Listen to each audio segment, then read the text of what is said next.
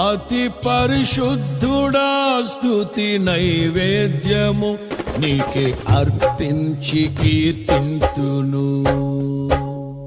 అతి పరిశుద్ధుడా స్తుతి నైవేద్యము నీకే అర్పించి కీర్తింతును.